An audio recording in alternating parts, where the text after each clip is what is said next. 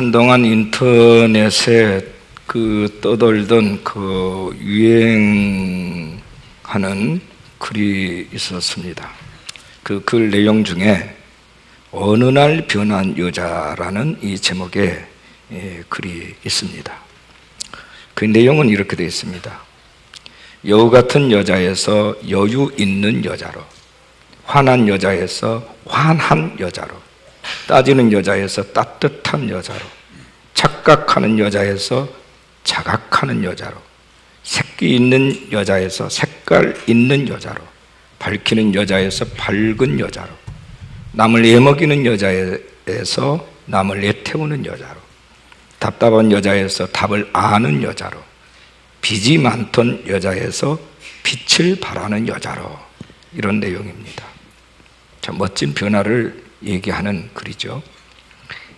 우리 인간의 가치와 존귀함이라고 하는 것은 인간만이 되어질 수 있고 가능한 이 변화라고 하는 것이 있다는 데 있습니다.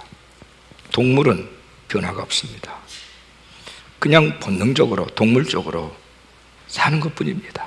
근데 인간은 끝없이 변화되고 그 변화가 그 인간을 아름답게 하고 매력있게 합니다. 그래서 인간의 변화로 인하여서 우리의 세상이 바뀌게 되어지는 거죠. 변화를 상실한다고 하는 것은 자기를 상실한 것이며 그것은 곧 죽음을 의미합니다.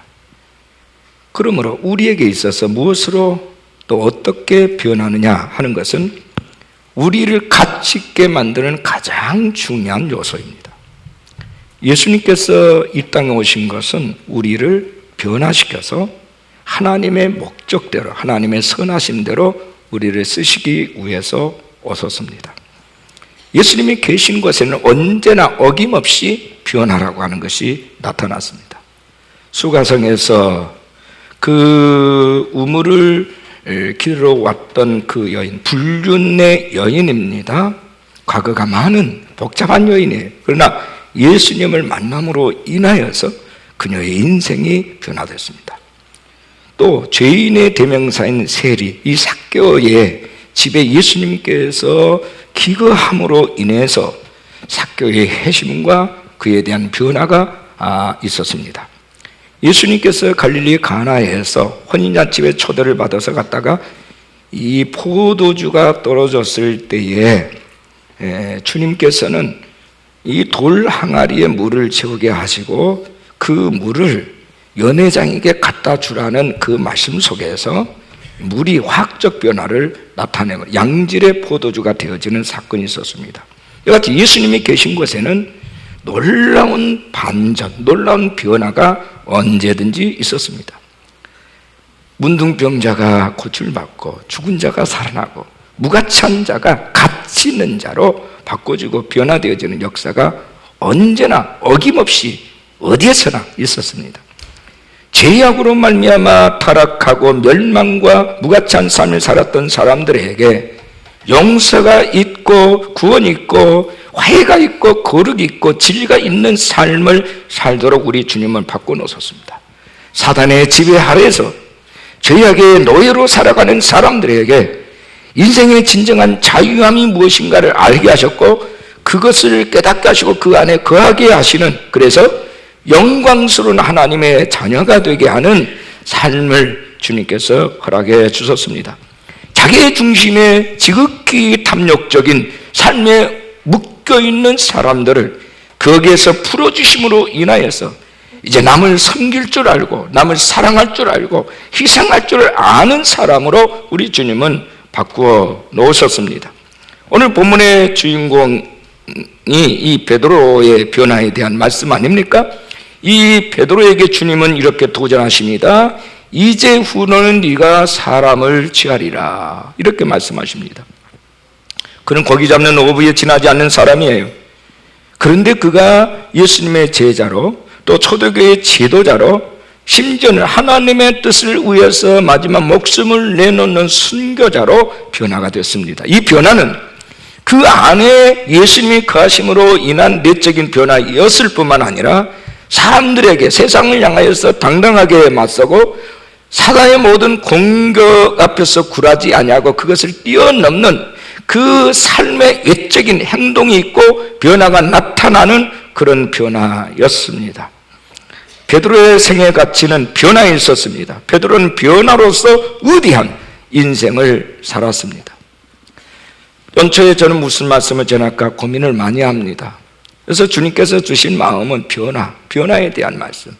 왜 변화에 대한 말씀을 주셨을까? 이 땅에 우리는 많은 사람들이 예수님 말씀을 듣습니다. 하나님에 대해서 이해를 합니다. 믿는다고 고백을 합니다. 그런데 삶의 현장에서 보면 변화 열매가 없어요.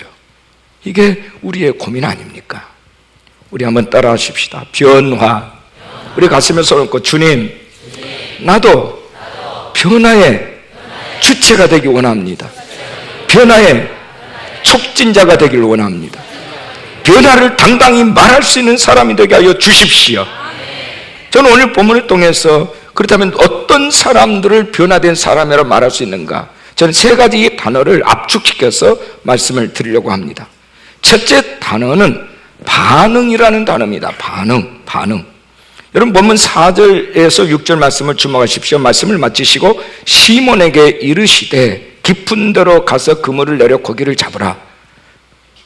시몬이 대답하여 이르되 선생님, 우리들이 밤이 새도록 수고하였으되 잡은 것이 없지만은 말씀에 의지하여 내가 그물을 내리리이다 하고, 그렇게 하니 고기를 잡은 것이 심이 많아 그물이 찢어지는지라. 이렇게 말씀을 하고 있습니다.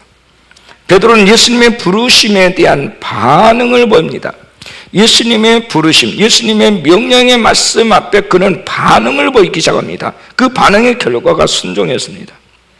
우리 본문의 사건이 있기 전에 이미 예수님은 베드로를 만난 적이 있습니다. 요한복음 1장 40절 이하에 보면 이렇게 되어 있습니다. 요한의 말을 듣고 예수를 따른 두 사람 중에 하나는 시몬 베드로의 형제 안드레라. 그가 먼저 자기 형제 시몬을 찾아 말하되 우리가 메시아를 만났다 하고 데리고 예수께로 오니 예수께서 보시고 이르시되 네가 요한의 아들 시몬이니 장차 개바라 하리라.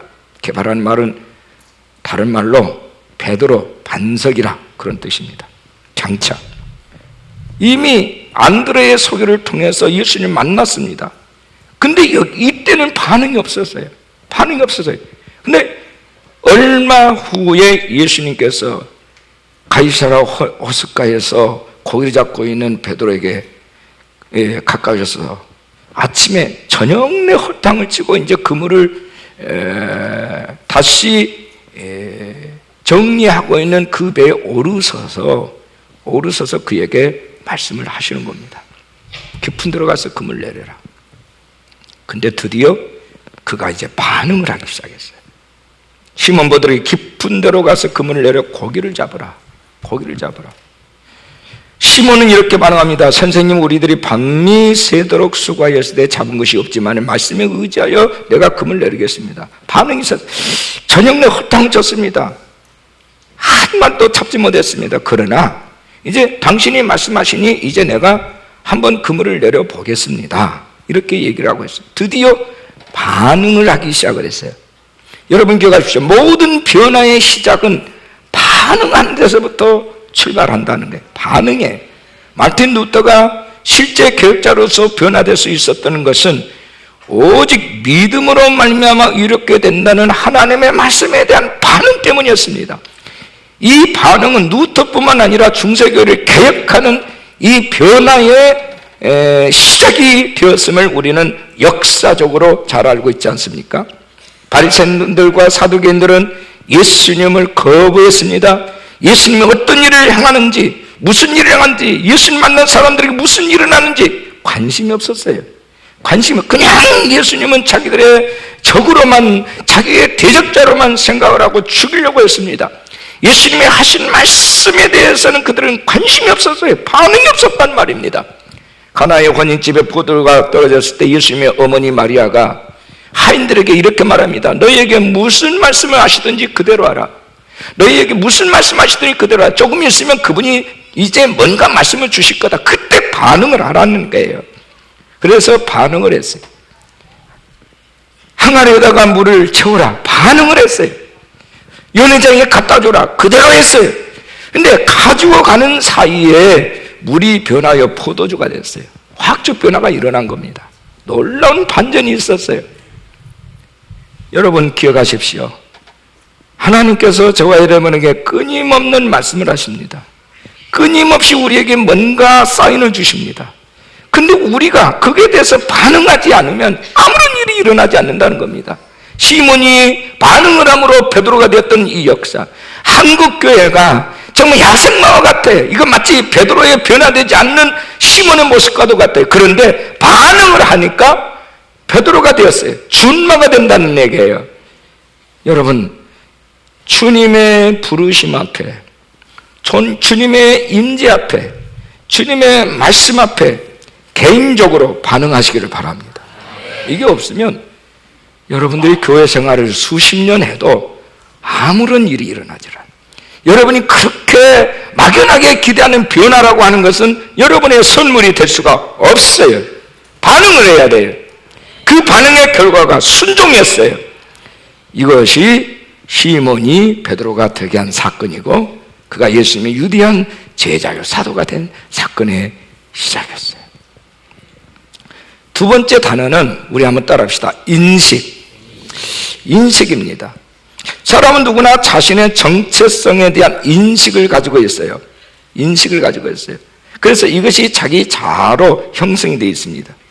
근데 사람마다 자기 자신에 대한 인식하는 능력이 다 달라요. 자신이 아는 만큼, 자기가 경험한 만큼만 그런 자아가 형성이 되는 거예요. 그것이 선천적으로 유전되어져 왔던 성품이든 후천적으로 그가 무엇을 경험을 통해서 취득되어졌던 성품이든, 그가 자기 자신에 대해서 인식하고 아는 만큼의 행동을 하게 되어 있습니다. 그 이상의 행동은, 그 이상의 어떤 것도 인간은 할 수가 없어요. 가장 중요한 것은 인식이에요. 우리의 모든 인식은 조상들로부터 대물림 되어진 게 아니고, 내가 어떤 학습과 훈련을 통해서 완성되어지는 것이 아닙니다. 우리의 모든 인식은 하나님 앞에서, 전능하신 하나님 앞에서 찾아야 돼요. 하나님 앞에서 자신을 인식한 데서부터 내 인생의 반전, 내 인생의 새로운 변화가 시작이 된다는 것이에요. 베드로는 예수님의 말씀 앞에서 반응을 하고 예수님의 말씀 앞에서 인식의 전환이 왔어요. 그래서 그는 그물이 찢어질 정도로, 두 배의 그물이 가득 차서 배가 가라앉을 정도로 엄청난 수확을 거두고서 그에 대한 인식이 달라지기 시작합니다. 그래서 5절 말씀을 보면 예수님은 선생이여 이렇게 불렀던 사람이 8절에서는 예수님을 로도스, 주라고 얘기를 합니다. 주, 나의 주님이십니다. 당신은 나의 왕이십니다. 당신은 나의 구주 되십니다. 예수님을 바라보는 관점이 선생님의 차원에서 구원자 되신 주님으로 바꿔짐으로 그는 자신에 대한 인생의 새로운 패러다임이 있었다는 얘기예요. 변화라고 하는 것은 새롭게 된 자기 인식이에요. 베드로는 즉각 주님 앞에 엎드려서 주여 나를 떠나소서 나는 죄인이로소이다. 이제까지는 자기 자아 속에, 자기 감옥 속에 갇혀 있어서 예수님이 누군 줄 몰라서 막연히 선생이야. 그런데 바다에서 잔뼈가 굵어진 전문가 어부보다도 말씀 한마디에 의해서 정말 경험하지 못했던 엄청난 경험을 한 그는 이제 주님 앞에 엎드려서 나는 죄인입니다. 나를 떠나서, 정말 주님을 떠나보내고 싶어서였겠습니까? 아니죠. 자기의 죄인됨을 선언한 말이에요. 인식의 전환, 이게 변화예요. 이게 없는 사람은 변화의 과정 중에 있는 사람이 아니에요. 나는 죄인으로서이다. 가슴 깊이 숨겨져 있는 자기의 죄성을 봤다는 얘기예요. 여러분 스스로 나는 괜찮은 사람이라고 생각하십니까? 나는 법과 질서를 잘 지키니까 나는 의인이다. 정말 그럴까요? 조폭들도 의리 지켜요. 해적들도 그 배 안에서 의리 지킵니다. 죽어가는 자기 동료를 향해서 피를 나눕니다.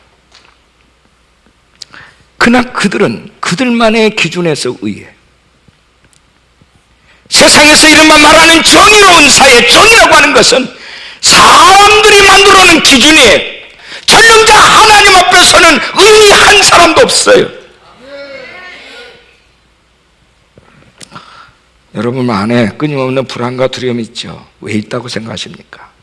성경 말하기를 하나님을 떠남으로부터 오는 불안이에요. 하나님을 떠남으로부터 오는 두려움이에요. 그것을 죄책감이라고 그래요. 죄의식이라고 그래요. 여러분 이거 아십니까? 수가성의 여인을 주님께서 만났어요. 단독직입적으로 얘기하면 네 남편을 불러오라. 난 남편이 없습니다. 그래 맞아. 너는 남편이 과거에 5이나 있었어. 그리고 현재 사는 남자도 네 남편이 아니야. 왜? 너는 네 중심에 한 번도 남편을 만나본 적이 없거든. 사람을 여러분 사람을 바꾼다 해서 이 사람 재산 바꾼다 해서 내 인생에 행복이 있을까요? 이 사람 재산 바꾼다 해서 내 인생에 자유함이 있을까요? 그렇지 않아요.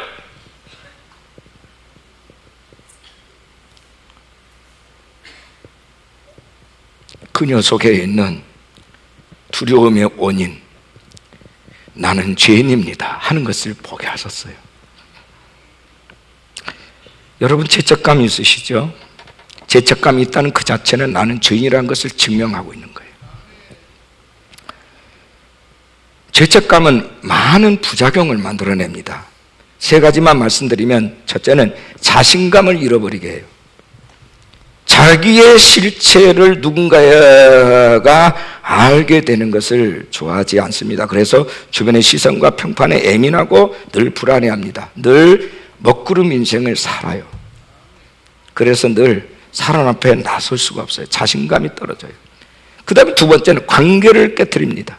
죄책감 때문에 사람들에게 잘못된 방식으로 대응을 하고 참지를 못해요. 그래서 때로는 과민 반응을 보이고 분노를 폭발시킵니다. 그래서 관계가 자주 깨어집니다.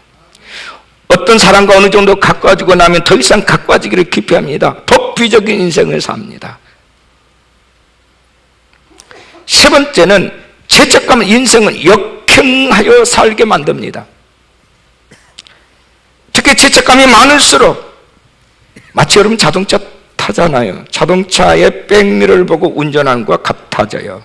운전을 앞을 보고 가야 되는데 백미러만 보고 간다면 언젠가는 사고가 나요. 충돌이 생겨요. 이게 바로 죄책감이에요. 과거에 뿌려놓은 죄, 그것이 부모로부터 대물림되었던 원천적인 죄든지 아니면 내가 스스로 잘못돼서 저지른 죄든 이 죄라고 하는 것은 내 안에 쓴뿌리가 돼서 자꾸 과거를 돌아보게 하고 자꾸 앞으로 나가는데 발목을 잡아요. 내 인생의 방향에 키를 잡지 못하게 해요.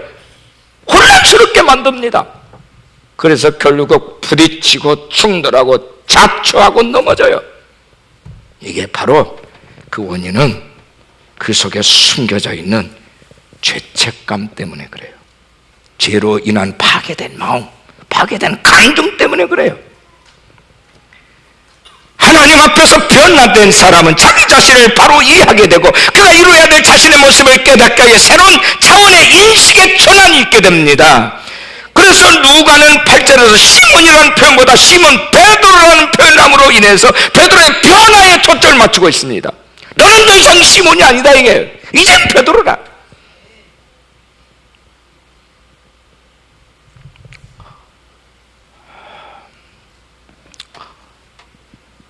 제가 신학교를 들어갔더니 선배들이나 신학교 교수가 하는 얘기가 전도사 되고 목사 되기 이전에 사람이 되라, 그리스도인이 되라, 그랬었어요. 저는 그때 그 말씀이, 그 충고가 가슴에 새겨졌어요. 목사 질은 할 수 있어요. 그러나 그리스도인이 되는 것은 아무나 할 수 없어요. 하나님의 말씀을 설교할 수 있어요. 전파할 수 있어요. 그러나 예수의 제자가 되는 것은 다른 문제예요. 성령에 대해서 많은 얘기를 할 수 있어요. 그러나 성령의 임재 아래 거하는 문제는 다른 문제입니다.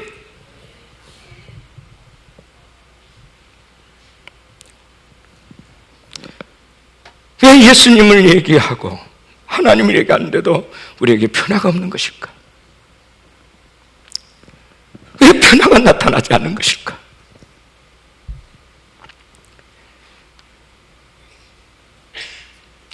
예수님에 대한 나의 고백과 나의 정체성이 고장이 나 있어요. 내가 예수 안에서 새로운 피조물이 됐다. 하나님의 자녀된 권세를 받았다. 왕같은 제사장이다. 거룩한 나라다. 택한 족속이다. 이런 인식의 전환과 자기 아이덴티티에 대해서 분명한 고백이 없어요. 이게 문제입니다.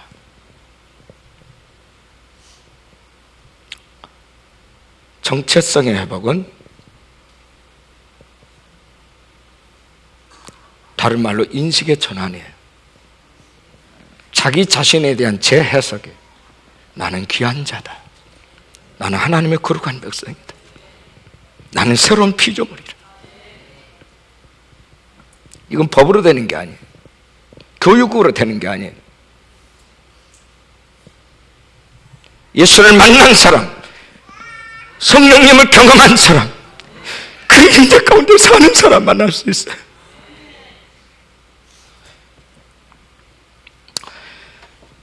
세 번째 단어는 동행입니다. 우리 한번 따라합시다. 동행. 다시 말해서 그분에 대한 반응으로 인해서 인식의 전환이 왔어요. 그러면 그분 안에 거하고 그분의 손잡고 가는 겁니다. 후회됨이 없이 가는 거예요. 다른 모든 것들은 격가지예요. 중요한 것은 주 예수 그리스도세요. 여러분이 어떤 직업을 가졌다, 어떤 사람 만나서 결혼한다, 어떤 일들을 한다, 그것은 격가지란 말입니다. 예수님을 만난 사람, 주님과 동행하는 모든 사람들은 여러분이 요구하는 필요 충분 조건이 다 따라와요. 그런데 예수님과 동행하지 못한, 동행할 수 없는 사람은 원해도 내가 필요로 해도 주어지지 않습니다.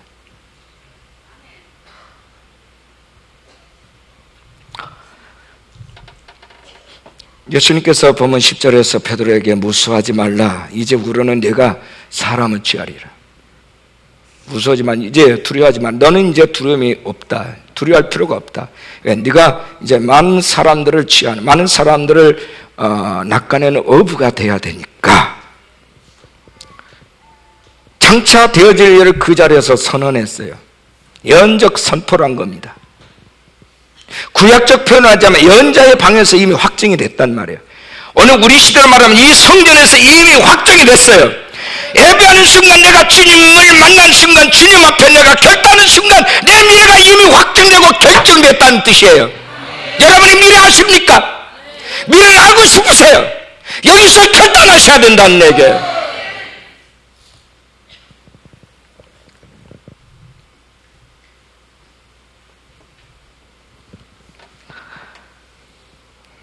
우리의 문제가 뭡니까? 아직도 주님과 동행하기를 기피한다는 데 있어요.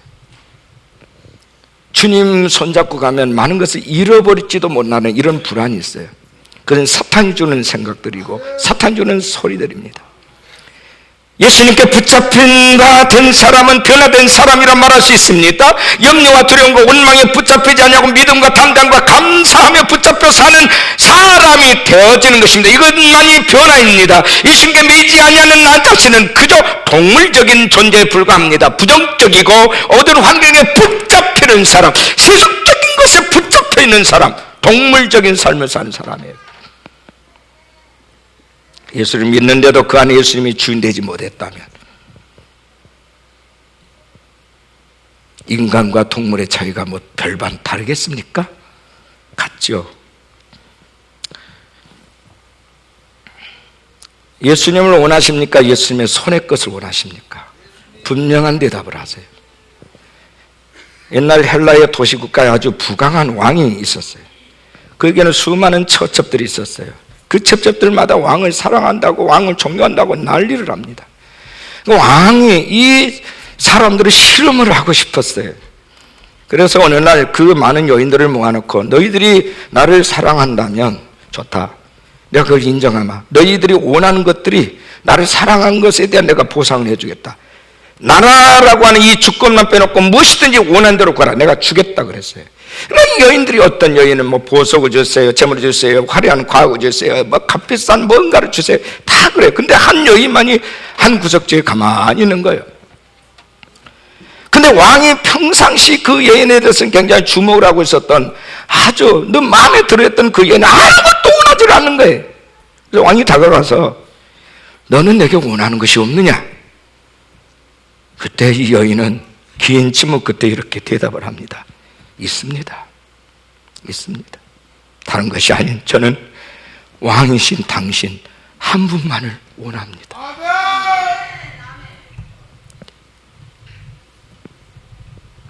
여러분 아시겠어요? 내가 예수님이 전부가 될 때, 예수님이 나의 진정한 왕이 될 때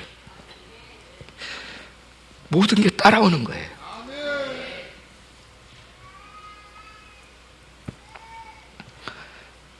뭘 원하세요?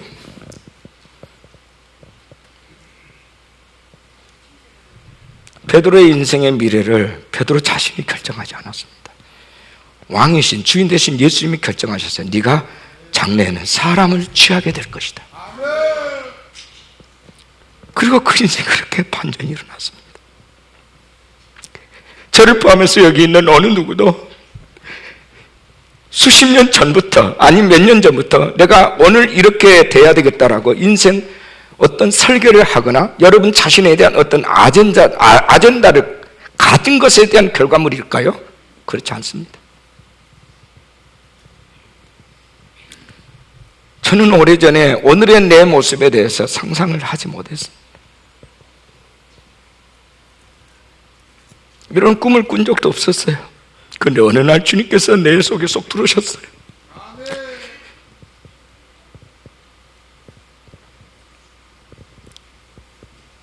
내가 그 주님 앞에 반응을 보이기 시작하면서부터 내 인생에 반전의 시작이 있었습니다. 내 인생에 새로운 인식의 전환이 왔어요. 그리고 무가치한 삶이 아닌 나는 가치 있는 삶이고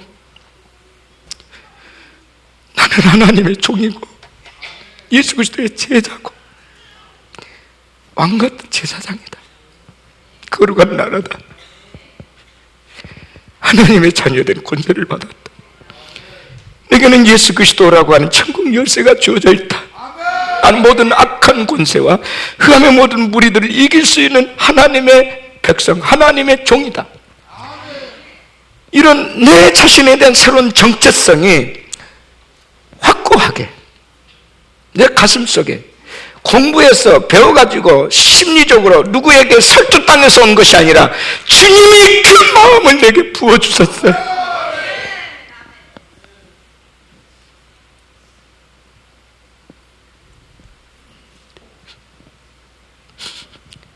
그 뒤부터 한 번도 주님을 떠나본 적이 없어요. 주님 만나고 내가 주의 종이 된 것에 대해서 후회해본 적이 없어요. 언제나 주님 앞에 부족하고 그럼에도 불구하고 100% 응답하지 못한 내 자신에 대한 부끄러움, 그래서 매일 그것을 주님 앞에 매일매일 고백하면서 주님 나는 오늘도 죽겠습니다. 바울이 말한 것처럼 나는 오늘도 죽겠습니다. 나의 주인은 주님뿐이십니다. 주님이 내 지식과 내 경험과 내가 보고 경험한 모든 것을 사용하지 않으면 이 모든 것은 무용지물입니다. 주님의 이 종을 사용해 주십시오.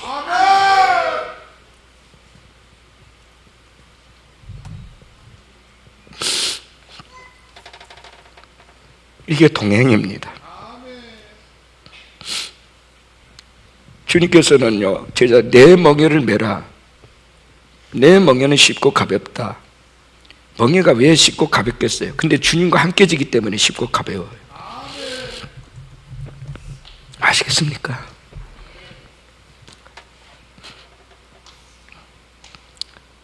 하나님은 우리를 변화시키기를 원하십니다. 우리는 우리 스스로를 바꿀 수 있는 주인이 아닙니다.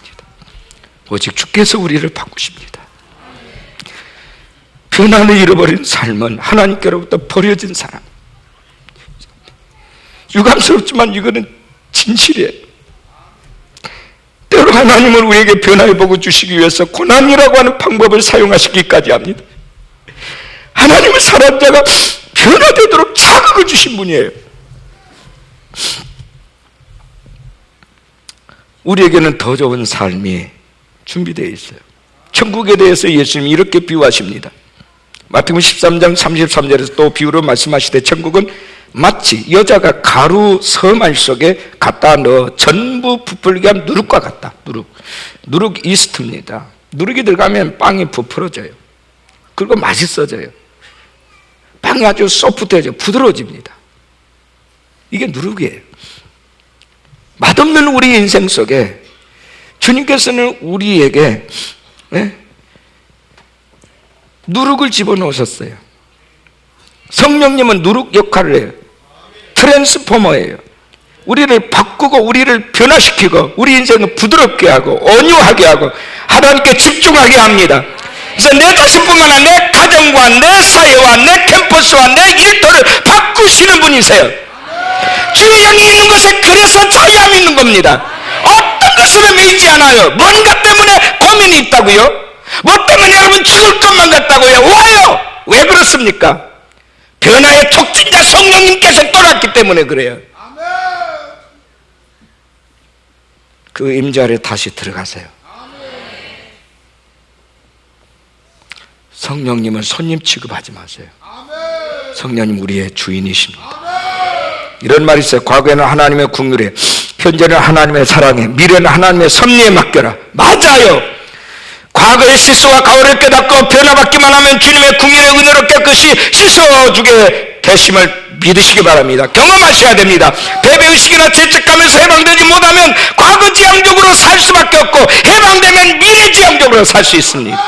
변질이 아닌 변화의 주인공이 되시기를 축원합니다. 예수님 만나면 매일 새로워져야 돼요. 변화를 원하십시오. 변화를 찾으십시오.